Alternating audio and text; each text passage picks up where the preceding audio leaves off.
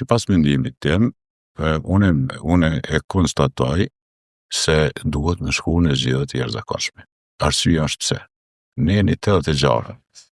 Pika 6 thotë se nëse në raundin e tretë nuk zgjedhet presidenti, cili duhet të ketë minimum ligjatën i vota, parlamenti shpërndahet. Pika në jeni 86 pika 6 është. Këtë kontest, këtë problem, këtë çështje e rregullon vetëm në jeni 86 me paragrafe. Paragrafi 1, paragrafi 2, paragrafi 3, paragrafi 4 dhe paragrafi 5 dhe 6.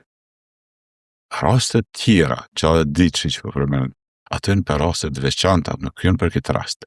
Se nuk mund të pas kushtetuta dy afate. E ka një afat. Afati gjallë fitor është kur në momentin për shembull nominohet kryeministri dhe për atij momenti gjallë nuk zgjedhet qeveria, shkojmë zgjedhje. S'ka më diskutim. Është normë strikte, domethënë prekluzive ne e quajmë. Ka më, nuk është normë udhëzuese ose rekomanduese.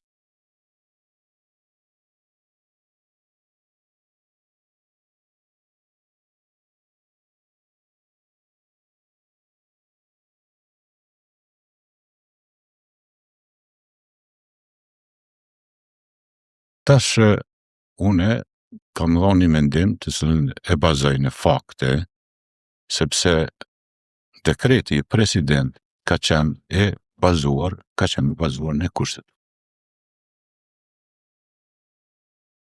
Me kushtetutë, presidentja është autoritet e cila ka për detyrë kushtetuese shpërndarjen ose shpërndarjen e parlamentit dhe e vetmi autoritet i cila ka për detyrë shpalljen e zgjedhjeve, qofshin ato në nivel kombëtar, qofshin në nivel komunal. S'ka asnjë autoritet tjetër. Dhe presidenti, sipas mendimit tim, e ka bërë këta për shkak se jo që ka pas të drejtë, por ka pas detyrë. Nëse jo, veprimet tjera, sipas mendimit tim, kanë qenë veprime jo në harmoni me kushtetutën. Se kushtetuta nuk shkelet. Kushtetuta shkelet vetëm në raste specifike. Edhe ato shkelje quhen shkelje serioze. Kushtetutën nuk mund ta shkel çdo kush. Individi, kushtetutën mund ta shkel, ka mundësi me shkel presidenti, kryeministri dhe ministri i punëve të jashtme.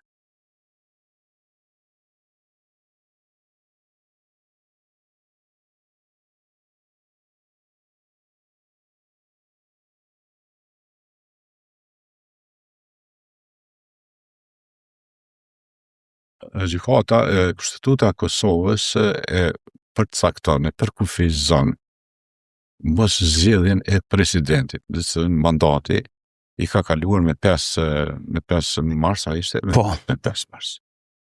Nuk e sakson mos respektimin e procedurave. Okej, e qartë. Konkludimi është kështu. Parlamenti i Kosovës nuk ka arritur që ta zgjedhë presidentin dhe konsiderojmë se Parlamenti i Kosovës ka dështuar. Si mos ndëshkuese e dështimit të parlamentarëve është shpërndarja e parlamentit. Janë 4 masa ndëshkuese kushtetuese. Është shpërndarja e parlamentit, 2 dorëheqja. Okej. Hapat se po. 3 është pastaj shkarkimi prej citatave, është mos ndëshkuese. Edhe 4 është revokimi i mandatit. Ja marrë mandat, ja ndërprej. Të në mosa ndëshkuese. Si ka mosa ndëshkuese penale, civile, administrative, s'ka mosa tjera ndëshkuese. Kështu që konkludimi është se parlamenti një detyrë kushtetuese që e ka pas, nuk e ka kryer, ka dështu. Për shkak të dështimit me dekret shpërndahet parlamenti dhe ja merr të drejtën. Mandatin. Mandatin, e qartë. Kjo është mos ndëshkuese.